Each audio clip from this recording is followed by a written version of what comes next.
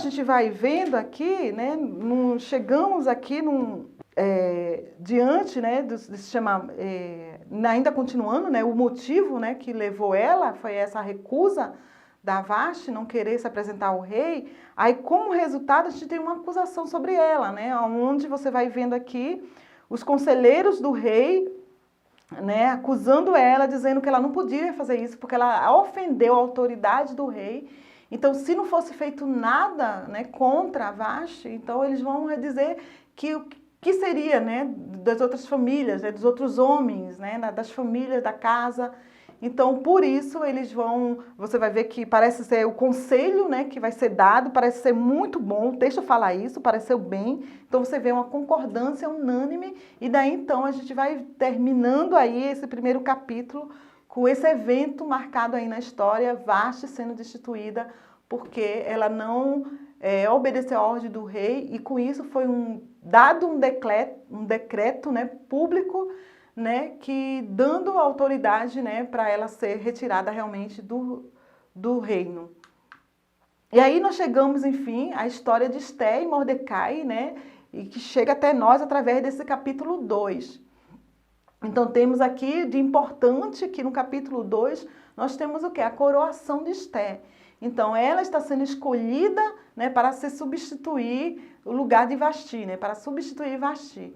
Então para isso nós temos o quê? Um concurso, né, que a gente pode dizer um concurso de beleza, aonde ela esconde aqui a sua identidade e de fato ela ganha, né, esse processo de escolha, o rei termina escolhendo ela.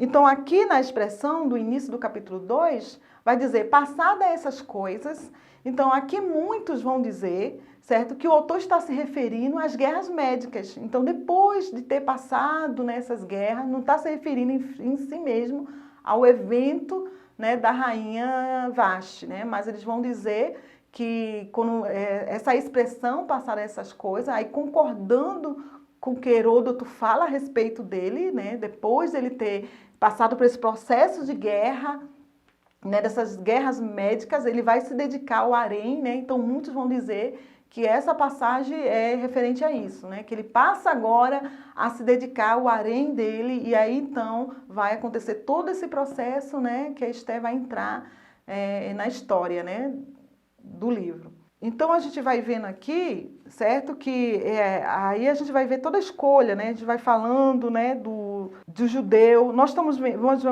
aqui, deixa eu ver aqui, o versículo que fala de Mordecai, né, o versículo 5 do capítulo 2, você vai ver que vai aparecer a primeira vez que aparece o nome judeu. Esse nome judeu aparece a primeira vez aqui, né, em Esdras a gente vai ver judeus, mas aqui em Esté a palavra judeu aparece bem aqui. Então, aí tem a passagem mais complicada aqui, seria essa aqui do capítulo 7, né, que fala que ele criava Hadassá, que é Esté, filha do seu tio, o qual não tinha pai e mãe, e era uma jovem bela, de boa aparência e formosa. E tendo morrido seu pai e sua mãe, Mordecai, né, a tomara como filha. Na verdade, a passagem seria daquilo 5 mesmo, né, quando ele fala que ele havia voltado, né, que eu já falei sobre isso, ele havia a complicação dessa passagem que mostra que se fosse Mordecai realmente aqui, literalmente, né, se eu tivesse apontado que ele tivesse ido com os exilados na segunda deportação, ele seria muito velho aqui, então não poderia ter toda essa desenvoltura, né? Ele já era uma pessoa já idosa, né? Já consideraria um ancião. E pela forma que é narrado o texto da pessoa, da forma que é falada do próprio Mordecai, então você não vê algo que ele, como posso dizer, que ele tenha essa questão dessa juventude, né? Toda essa força que a gente vê aqui nesse personagem. Tá? Então, nesse capítulo 2, a gente não tem nada de algo de difícil, né, de entender. É um livro histórico, então você percebe que por ser história, é algo bem que você pode entender aqui a história. Então, a gente pula aí para o capítulo 3. Então, no capítulo 3, a gente vê aqui a questão do chamado mesmo onde Amã vai entrar na história, né? Então, a gente vai ver aqui em Amã, no capítulo 3, a história desse homem entrando. E aí a gente vai ver aqui que uma das passagens, né, que vai falar aqui e que intriga a gente é porque Mordecai, né, não se prostra, né? A gente sabe que os judeus, de fato, eles viviam uma vida diferenciada, né, dos outros povos, né? Para começar, o ponto principal que existia entre os judeus e as outras nações era a adoração ao único Deus. Então, os judeus eles tinham isso marcado na história, devido à aliança que ele tinha com Deus. Então, a gente vai ver aqui, ele não se prostra. Então, muitos vão dizer, por que ele não se prostra? Porque não deveria adorar. Mas aí é meio intrigante isso, porque a gente não vê algo claro aqui, o porquê essa rixa, né, entre eles, né? Então a gente não tem no texto de uma forma tão clara sobre isso. A afirmação que a gente vê aqui é simplesmente que ele era judeu, né? Por ser judeu, então a gente percebe que tem uma cultura diferenciada, mas a gente não encontra uma resposta tão sólida para definir de fato, a não ser aquelas possibilidades que eu já falei, né, de Amã ter essa rivalidade, ser uma malequita e por isso ter essa rivalidade com os judeus. Então essa rivalidade é antiga, né, ou por um outro motivo, ou só pelos simples fatos dele não se prostrar e isso causar ira em Amã. Então a gente vai vendo aqui no versículo 7 que vai dizer que no primeiro mês, né, que é o mês de Nissan, então vai se lançar sorte, né? Ele vai dizer aqui. Então isso era comum, né, para eles, né, nessa época, né, entre esse povo, né, o povo pagão principalmente, eles acreditavam muito que quando no primeiro mês do primeiro ano, né, no ano que estava acontecendo, no primeiro mês, o que eles acreditavam? Que se nesse momento, desse primeiro dia, fosse lançado a sorte, né, e para a escolha aí, eles acreditavam que isso, os deuses estavam o quê? Protegendo, ou iriam protegê-los todo o destino deles naquele ano, né? Então, por isso que Amã vai jogar esse pur, né, nesse primeiro mês desse ano, né, que no caso aqui é o nosso ano do 10º, né, do reinado de Assuero. Aqui nas contas que a gente faz, a Esté ela já era rainha há 5 anos, né? Ela já tinha subido ao posto como rainha, então já se passaram 5 anos e aí vai acontecer todo esse evento aqui que a gente tem nesse capítulo 3, onde Amã vai estar decretando, né? Então é interessante quando a gente olha aqui para o texto, né?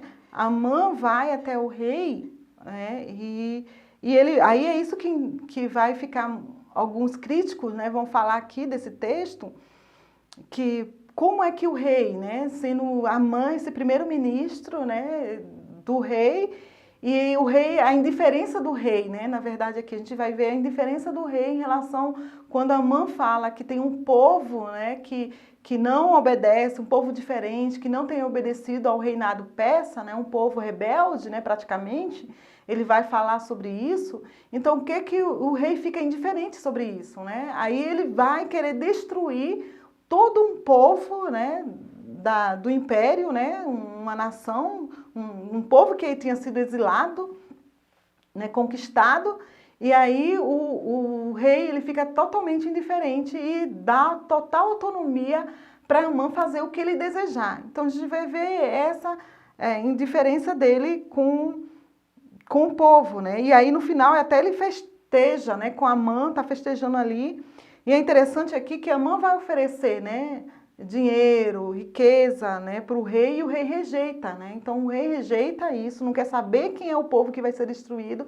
Então isso é bem estranho, né, para alguns pensar de que o rei não queria saber quem era o povo que estava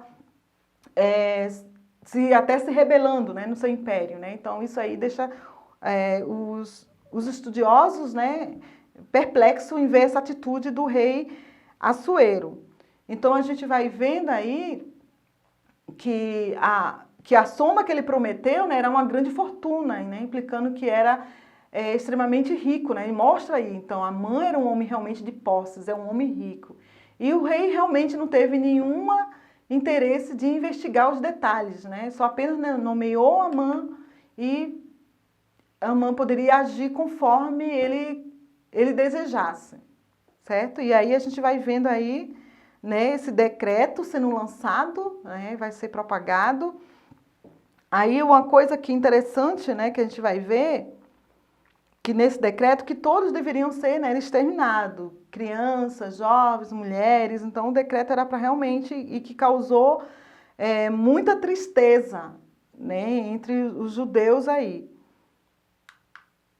E aí então a gente vai chegar aqui no capítulo 4, certo, do nosso texto, e a gente vê que Esther, o que mostra nesse capítulo, que Esther vai interceder pelo povo, né, o plano de revelar, né, a sua identidade judia para o rei e pedir realmente misericórdia para ele reverter o decreto, né? Então você vai ver isso. Então você vai ver que o texto já inicia, rasgou a veste e cobriu de pano de saco, né? Vai falar aqui que quem fez isso foi Mordecai, né? A partir do momento que Mordecai ficou sabendo desse decreto, né, de extermínio, foi essa a atitude dele. E essa é uma atitude de rasgar as vestes e cobrir de pano, era algo, né? Isso era um pano escuro, né, que era vestido, era feito de pelo de cabra, né? E era comum se fazer isso, né? Eles faziam isso numa forma de lamentação, de humilhação, né? E isso era comum no Oriente, né? Essa forma, essa atitude de se humilhar, né? Diante de um algo trágico, né? Que eles faziam. Então é para comunicar mesmo as emoções e as atitudes, né? De outras pessoas. Então a gente vai ver isso, que Mordecai vai fazer tudo isso, né? E nisso, algo importante aqui nesse 4º capítulo, né? O que fica de marcante aqui é justamente quando no capítulo 14, no versículo 14, ele vai dizer assim, ó, porque de todo modo te calares, agora de outra parte se levantará para os judeus o socorro e livramento, mas tu e a tua casa, tu e a casa de teu pai perecereis, e quem sabe se para conjectura como esta é que fostes elevada à rainha. Então você vai ver aqui esse versículo marcando aqui a história, apontando de uma forma, né, soberana aqui, né, de uma forma não tão explícita, mas você já olha aqui e já vê que ele está apontando para essa soberania de Deus, né, e a Esther entendendo, né, esse processo que ela estava vivendo ali, essa conjectura, aonde a posição que ela estava, uma posição realmente, de fato, favorável, né, para a tomada de decisões, né, em agir em favor dos judeus. Então, a gente vê isso marcado aqui, o próprio Mordecai entendendo esse processo, percebendo, né, o lugar, a posição que Esther estava, e trazendo, aconselhando ela, né? E a gente vê que detalhes aqui que é muito marcante, que é justamente que ela vai falar que fazia, né, uma revelação que ela vai falar, que fazia 30 dias que ela não era chamada, né? Não estava na presença do rei. E você vai conhecendo aqui a cultura que aqueles que não chamassem, não fosse chamado, né? Ou seja, ninguém podia entrar na presença do rei se não fosse chamado, se não tivesse o quê? A permissão do rei para entrar. Então ela começa a questionar isso, né? Ela tem esse anseio, né? Esse medo, né? Diante dessa conjectura, diante dessa situação. Mas mesmo assim, ela decide o quê? Ela toma uma decisão e chama a responsabilidade para si, né? Pede para eles, né, terem esse momento de jejuar, de jejuar, né? Fala sobre jejum, não oração, mas fala de jejum, eles terem esse tempo de jejum, e daí então ela vai de fato decidir, né? Então por isso que ela vai dizer, se pereci, pereci, né? Então você vê essa firmeza de caráter da Esther, né? Mostrando de fato que ela estava aí também entendendo com Mordecai essa soberania, né, na história, Deus agindo, né, a favor deles, né? Então ela decide fazer isso. E a gente vai ver qual é a estratégia, né, o que resultou esse jejum, né, esse jejum de 3 dias, né, que vai falar aqui. Então você vai ver o que resultou num plano, né? Então a gente vê que tanto nesse capítulo 5, né, a gente vê essa tomada de iniciativa de Esther, né? E é o ápice aqui, de fato, do nosso livro, porque vai ser o desfecho da leitura, né? Os 2 banquetes de Esther, ele vai reverter toda a história, né? Então é incrível isso, esse momento ápice aqui na história, onde você vai ver aqui Amã morrendo e quem sendo exaltado? Mordecai, né? Então a gente vai ver que a partir desses banquetes, né, que vai acontecer, então a gente tem esse primeiro banquete de Esther, que fala que ela colocou esse plano de ação. Então a gente vê aqui nas escrituras ela colocando o plano dela de ação, então através dessa estratégia dos banquetes, então ela vai desenvolver esse banquete. E é interessante aqui que uma expressão que o rei vai usar, que é no versículo 6, ele vai usar uma expressão que vai dizer assim, eu vou te dar, né, a metade do meu reino, né? Então a gente fala assim, será que que sentimento é esse que o rei tenha, né, por Esther, né? Porque é ao ponto dele falar isso. Então muitos vão dizer, certo, que isso era apenas algo, uma hipérbole, né, do rei falando isso. Isso não quer dizer literalmente, né, que ela pedisse, se ela pedisse o reino todo, a metade do reino ele daria, não é necessariamente isso que ele está querendo mostrar, mas o que ele está querendo mostrar com isso, com essa expressão, te daria até a metade do teu reino, é para demonstrar a sua generosidade e seu coração disposto para ouvir Esther. Então, quando você vê isso, essa expressão, é isso que ele está querendo realmente dizer. Então, Esther fez o convite, né? A gente vai ver aqui na história que Esther faz o convite, né, a esse banquete, um banquete privado, né? Porque a gente percebe aqui que só a mãe iria participar desse banquete. E ali, então, ela ia realmente apresentaria, né, nesse convite dela, ela vai dizer para o rei que vai apresentar o pedido dela, né, ao rei. Então, você vai ver aqui que era muito ousada, né, sábia ela, ter convidado realmente a Amã, que era de fato o favorito do rei, né? Então a gente vai ver como é interessante que no versículo 5 e 8, você vê muito a rapidez que o rei enviou Amã, né? Para Amã, indicando o convite de Esther, né? Então o rei querendo que esse coração dele, né? Para ouvir Esther, saber o desejo de Esther, né? E aí a gente vê ele falando isso, vai chamar logo Amã, prepara todas as coisas para a gente ir, né, ter esse encontro com Esther. Então você vai ver que no versículo no capítulo 5, no verso do 9 a 14, você vai ver que Amã se gaba muito na presença dos seus amigos, né? Sobre as honras que ele tinha, sobre o privilégio que ele tinha aí na corte, né? E só ele ter sido convidado, né, pela Esther, então ele vai se gabar muito, mas infelizmente ele vai ter esse coração, né? A gente vai vendo na narrativa uma coisa que ele vive insatisfeito, é justamente o que impede dele viver de uma forma satisfeita ou feliz totalmente é a questão do seu inimigo, ou seja, enquanto ele não destruir, né, Mordecai, ele não seria feliz por completo, né? Nada seria tão vivido de uma forma tão satisfeita se ele não tivesse o inimigo dele derrotado.